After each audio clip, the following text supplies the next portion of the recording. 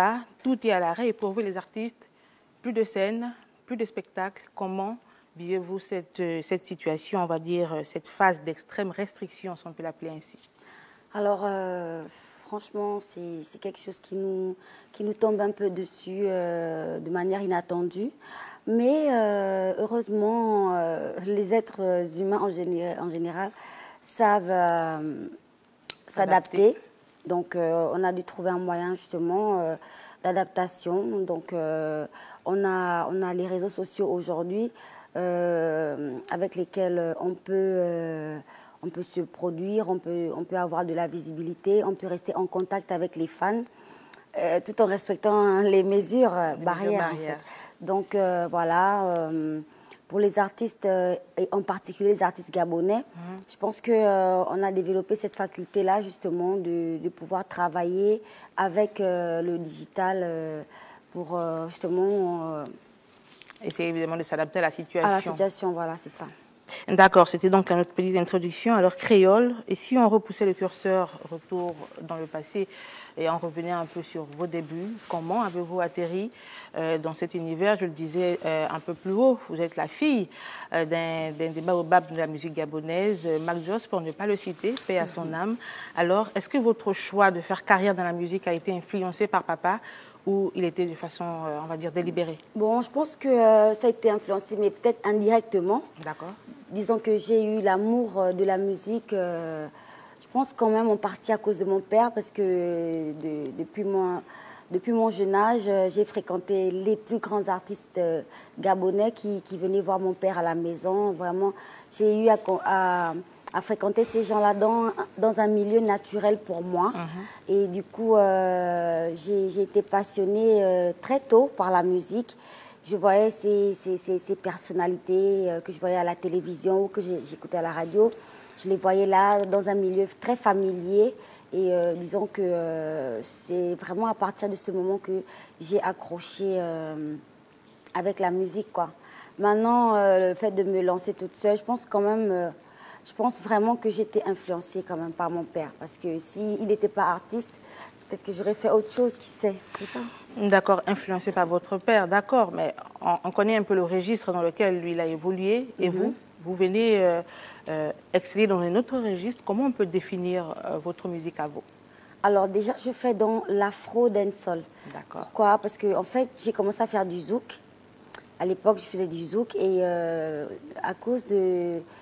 J'ai fait la rencontre de monsieur Edgar Yankeux, qui était mon producteur quand j'étais dans l'écurie Direct Prod. D'accord.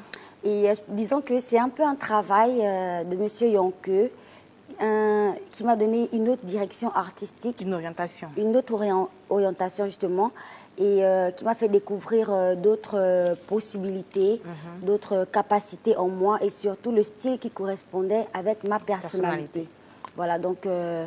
je fais officiellement de l'afro dancehall et mon père faisait du traditionnel, hein, donc notamment dans le ikoku qui est un rythme de chez nous dans le sud. Donc, mais quand même, pour revenir à moi, je pense que la dancehall, ça a un peu un lien avec le zouk et le ikoku en fait. On va dire et c'est ça qui donne l'afro dancehall, si tu veux. D'accord. Voilà. On avoue qu'on trouve quand même quelques rythmes Oui. aujourd'hui, on va dire modernisés, si on peut le dire ainsi. Oui. Alors, créole, depuis 8 ans déjà, une bonne brochette de titres et singles. J'ai cité quelques-uns en introduction. En 8 ans, quelles ont été vos plus belles réussites jusqu'ici? Professionnellement parlant? Oui. Alors, l'une de mes grandes réussites quand même, ah là là. Je pense que la première chose qui me vient en tête tout de suite, c'est le featuring avec Ariel T, qui est quand même l'un de mes premiers gros featuring. C'est à moi contre toi, vous l'avez cité en introduction. Alors, ça faisait pas très longtemps que monsieur Edgar Yankeux m'avait repéré en tant qu'artiste et avait décidé de m'accorder une chance, une signature au sein du label Direct Prod. Et d'entrée jeu, je me retrouvais en featuring avec Ariel T. Ça reste un souvenir extraordinaire parce que c'est une voix, c'est une artiste que j'aime énormément, que j'adore. Et avoir l'opportunité, si vous voulez, de me retrouver en featuring avec elle. C'était vraiment fantastique, comme j'aime dire, extraordinaire. Donc, voici l'un de mes plus beaux souvenirs, sinon un événement qui reste très... vraiment gravé. Gravé dans mon cœur. En fait. D'accord, tout à l'heure, vous citiez Ariel T, Oui. mais pas que. Vous avez eu de nombreux autres feats avec, les artistes gabonais. Généralement, comment se passent les collaborations? Déjà, comment ça se passe? Est-ce qu'il faut que je vienne vers vous? Disons que Créole, je veux travailler avec vous. Et concrètement, en tant que professionnel, évidemment, comment est-ce que ça se passe? Bah, ça dépend d'abord parce que en ce moment, je suis signée chez Fantastique Production, qui est ma production. Mais avant, j'étais signée Direct Prod. Et à ce moment-là, quand on a une production qui n'est pas sa propre production, on ne gère absolument rien parce qu'on n'est que artiste en fait. Donc si dans ce cas-là, si vous voulez un featuring avec Créole, il faut vous rapprocher de la production de Créole, donc du producteur, et c'est à lui de fixer les règles. Et maintenant, bon, dans l'autre cas, c'est-à-dire maintenant que je suis mon propre producteur, si vous voulez faire un featuring avec Créole, eh ben, c'est très simple, vous vous rapprochez de moi directement, que je suis mon propre producteur, et puis on essaie de s'entendre sur certaines clauses. Voilà. Alors aujourd'hui, les relations avec vos pairs, comment ça se passe avec d'autres artistes, et évidemment, on va dire gabonais? Comment ça se passe, le climat en fait qui prévaut au sein de l'univers artistique gabonais? Comment ça se passe? Ah là là, c'est une très bonne question. Donc j'en profite au passage pour saluer le collectif des acteurs des arts du spectacle au Gabon. C'est le CASG, qui est un collectif qui réunit tous les artistes de toutes les générations et de tous les arts confondus, d'accord. Et donc c'est un collectif qui, comment on peut dire, qui prône un peu la solidarité, l'unité entre les artistes, le dialogue, parce que c'est important d'avoir cette famille-là réunie et débattre des droits des artistes et débattre des statuts des artistes. Donc voilà, moi, pour répondre à votre question, je m'intègre très bien et Dieu merci, nous avons devant nous des artistes qui nous soutiennent, qui nous montrent un peu la voie, qui nous ouvrent aussi les portes, qui n'hésitent pas à nous conseiller et voilà, à nous prendre sous leur aile pour nous permettre de nous épanouir dans ce travail, parce qu'il faut dire qu'on est au Gabon.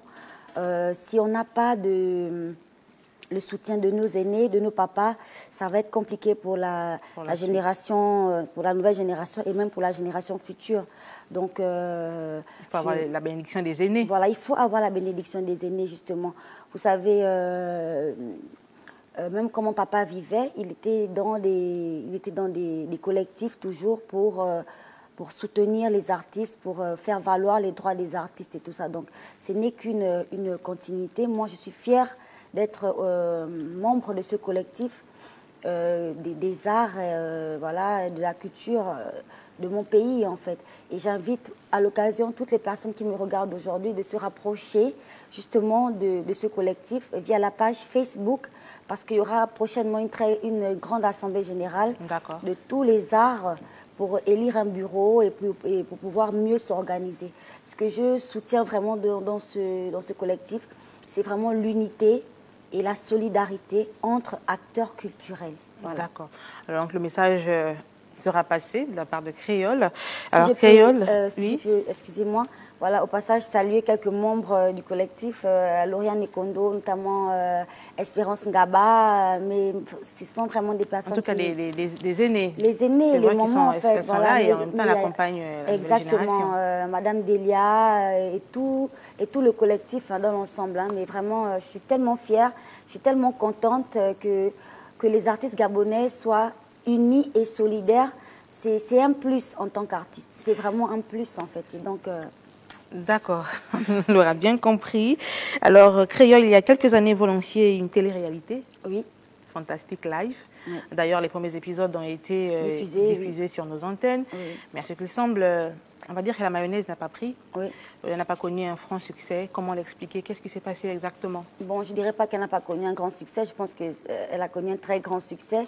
Et que cette télé-réalité Fantastic Life a clairement, parce que j'avais les statistiques aussi via mes différents réseaux. Peut-être pas sur les chiffres attendus. Non, mais moi je pense que ça a eu un très grand succès. Sauf que, parce que j'ai les statistiques, tu vois, c'est-à-dire on a vu que l'audience du groupe Gabon Télévision avait clairement et considérablement augmenté avec la diffusion de cette télé-réalité. Sauf que, disons qu'on ne s'était pas très bien préparé parce que si la télé-réalité a été censurée, c'est juste parce que le programme manquait de définition, j'ai envie de dire, et qu'il y a certains aspects qui n'ont pas été pris en compte par l'équipe de production. Et c'était un programme inédit, donc jamais réalisé sur le plan national. Et donc, forcément, on s'attendait à ce que tout ne soit pas parfait, d'accord. Et je pense que cette censure était très bien pour nous dans la mesure où ça nous a permis, nous, de restructurer les choses. En fait, des idées novatrices. Pour améliorer justement le programme. Et nous sommes là-dessus en ce moment et que j'espère que la prochaine fois que je me rapprocherai de la direction générale de Gabon Télévision, j'aurai un programme consistant et mieux travaillé et bien préparé pour comme on m'autorise notre diffusion, tout simplement. D'accord. La créole qu'on connaît dans Fantastic Life et celle-là qu'on connaît également sur les réseaux sociaux, on va dire, peut-on dire que créole est la reine du buzz au Gabon? Je ne sais pas, c'est vous qui le dites honnêtement. Je ne sais pas. Assurément, c'est peut-être un constat. Voilà pourquoi moi je me pose la question, parce qu'il y a d'autres artistes également qui se produisent entre griffes, si on peut dire ça ainsi, on parle artistiquement parlant. Mais créole, c'est pas pareil. Lorsque créole activé en direct, on ne sait pas, il y a plus de 1000 vues ou disons 1000 personnes connectées au moins en un laps de temps. Comment est-ce que ça s'explique? Alors, la reine du buzz, c'est un titre que maintenant on m'octroie ici et là. Bon. Il faut dire qu'il y a des buzz positifs et négatifs, évidemment. Non, c'est-à-dire dans mon monde, c'est-à-dire dans le monde des réseaux sociaux, le buzz, c'est le buzz en fait.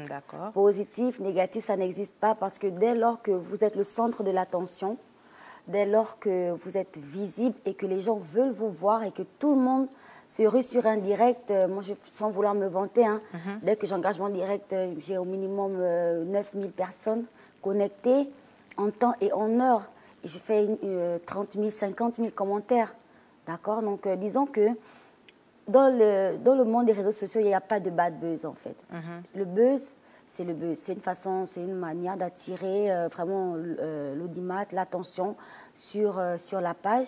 Et ce n'est pas mauvais en soi parce que Facebook totalise juste les chiffres, en fait. Et les statistiques, les chiffres montrent. Ça s'affiche, bien sûr. Voilà, donc maintenant, me dire que je suis la reine du buzz, je pense que non, parce qu'il y a clairement des artistes qui ont beaucoup plus de vues, beaucoup plus d'abonnés que Créole.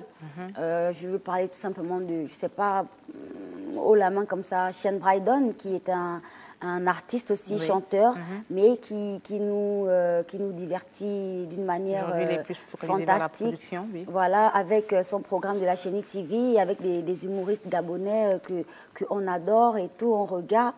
Voilà, il a beaucoup plus d'abonnés que moi en termes de millions. Moi, je suis à peine à 500 000 abonnés. Shane Brydon, ça viendra. Voilà, il a des millions d'abonnés, si vous voulez. Et il fait des chiffres monstres, si vous voulez. Donc, me qualifier de la reine du buzz, après, je ne sais pas. Je pense juste que les Gabonais m'aiment bien, que la plupart des personnes s'identifient beaucoup à moi parce que on sait que sur les réseaux, les gens viennent jouer un rôle. Ils viennent faire semblant d'être ce qu'ils ne sont pas dans la vraie vie. Et voilà, Créole, on sait qu'elle est comme ça. Les gens savent comment je suis. Je me maquille, je me démaquille sur place, sur mes réseaux sociaux. Je suis très proche de mes fans. Je ne cache pas les aspects de ma vie, au contraire. Et je conduis ma créole mobile fièrement dans la ville. Tout le monde me voit. C'est la première voiture que j'ai achetée dans ma vie. J'en ai d'autres, hein. Mais j'aime bien conduire celle-là parce que c'est ma première voiture et juste parce que j'aime ma voiture, même si ce n'est pas le design parfait. Le premier bébé est toujours... Voilà, moi j'aime ma voiture. On ne le mettra jamais de côté. Voilà, donc c'est un peu ces aspects-là. Vous voyez, les gens, même parce que je suis naturelle et que je suis moi-même sur les réseaux, je n'essaie pas de jouer un rôle pour ressembler à qui que ce soit, en fait. Je pense que c'est ça qui fait de moi la reine du buzz ou des réseaux. Alors, Créole, on a connu quelques situations sur Internet. Je vais parler, par exemple, du cas des t-shirts à 100 000 francs. Le t-shirt à 100 000 francs CFA, avec ce clash avec l'humoriste et influenceuse web ivoirienne, en passant par l'affaire avec Jojo et 2MJ, qui d'ailleurs a conduit à un son qui fait un tollé. Il y en a tellement. Mais à chaque fois, vous arrivez à désamorcer la bombe, si on peut dire ça comme ça. Simplement, c'est fantastique. Mais bien sûr. C'est fantastique. Non, Créole, c'est aussi cette femme d'affaires qui a créé une marque fantastique design. Est-ce qu'on peut en quelques mots parler de cette partie femme d'affaires que vous êtes? Oui, donc j'ai créé la marque il y a quelques années maintenant et que même si c'est jeune, on voit très bien l'intérêt, surtout du public gabonais avec ma marque. Donc je n'ai pas encore de boutique officielle, mais je suis en train de travailler dessus. Pour l'instant, ma boutique, elle est en ligne. Et je vends très bien, honnêtement parlant. Le coût du t-shirt à 100 000 francs, c'était un petit coup de buzz pour faire rigoler, mais les gens prennent tout au premier degré, c'est extraordinaire. Lorsque Créole met quelque chose en ligne, c'est forcément au sérieux. Donc, du coup, oh non, pas forcément. Moi aussi, je peux rigoler. Je peux dire un truc pour rire. D'abord, tout le monde sait que je suis une personne, voilà. Oui, au finish, je suis rigolote à la fin. J'aime bien rigoler, j'aime bien m'amuser un peu. Et si je dis un t-shirt à 100 000, avec le ton employé, on sent bien qu'elle est en train de rigoler. Parce que là, réellement, là, je rigole plus. Je prépare une vague de t-shirts à 100 000 francs parce que j'ai travaillé sur les produits, par exemple, sur le textile, sur le design et tout le tralala. Et ça va vraiment coûter 100 000. Mais pour le buzz d'Internet, serait déjà averti. Voilà, pour le buzz, là, ça, c'était vraiment juste pour rigoler, en fait. D'accord. Alors, à côté de tout cela, il y a Créole qui a un cœur sur la main, prête à faire un don de soi, si on peut le dire ainsi, pour venir en aide à son prochain. Et donc, c'est à travers la FCLD, entendez, la Fondation Créole, la Diva. Aux dernières nouvelles, vous lanciez d'ailleurs un appel à soutien à l'endroit d'une compatriote qui a une tumeur au niveau de la jambe. Peut-être... c'est l'occasion également de lancer à nouveau cet appel et parler un temps soit peu de la Fondation. Qu'est-ce qu'on y fait exactement? Alors, la Fondation Créole, c'est tout simplement une fondation qui vient en aide aux personnes nécessiteuses, quelle que soit la catégorie d'âge ou l'appartenance sociale ou ce que vous voulez.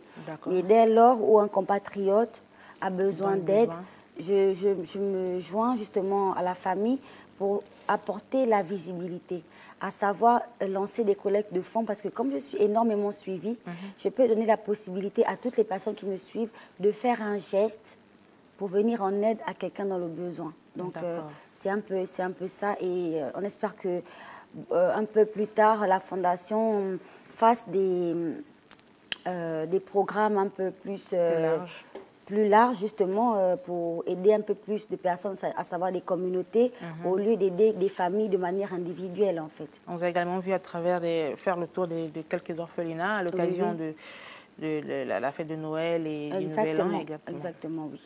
D'accord, donc Créole 2021, nouvelle année, on suppose, des perspectives, on vous écoute. Bah, écoutez, vous avez dit, il y a une nouvelle star qui est plus star que moi, hein, c'est le Covid-19. On est en attente, on essaie de voir comment on peut faire 2021, nouvelle année. On a des objectifs, clairement, mais après, on ne peut pas. Si l'un de mes objectifs, c'est par exemple de remplir le stade de l'amitié, ça va être un peu chaud à cause de la situation sanitaire qu'on traverse en ce moment. Donc, on essaie de se réinventer, de se réadapter. Moi, j'ai un album à sortir, j'ai une tournée médiatique pour la promotion de mes différents projets, à savoir ma marque et ma musique. Pour juste un petit retour sur la marque, je voulais dire que cette année, on a vraiment diversifié dans les produits. D'accord, l'éventail des Voilà, avant, on faisait que des t-shirts. Maintenant, on a lancé carrément une marque de streetwear, Fantastic Design, des collants, des casquettes, des débardeurs, et même une marque de parfum aussi, que je suis en train de tester, qui se vend très bien. J'en ai fait plusieurs séries, mais la chambre 144, il y a eu rupture de stock. La première semaine... on espère que ce sera très vite ravitaillé. Oui, ça c'est clair. En tout cas, les choses se passent très bien de mon côté. Et j'espère vraiment que 2021, voilà, les choses puissent se passer encore mieux en fait. D'accord, merci Chanel. Pardon. Merci. Non, ça m'arrive tout le temps, ne vous inquiétez pas, ça m'arrive. C'est vrai qu'on arrive, on a souvent du mal, pas du mal, mais il arrive qu'on vous confonde, c'est normal. Ça m'arrive tout le temps, ce sont des sœurs. Moi-même souvent m'appelle par le prénom de ma sœur parfois. C'est comme ça. Alors donc on va dire merci à vous Créole d'être passé sur notre plateau pour permettre qu'on vous connaisse davantage. Merci à vous. Que ce soit les téléspectateurs ou également vos fans. Merci également à vous, chers téléspectateurs, d'être restés avec nous tout au long de ce programme. Sachez que votre fidélité nous honore. Je vous dis à très bientôt sur ce même plateau et avec un autre invité.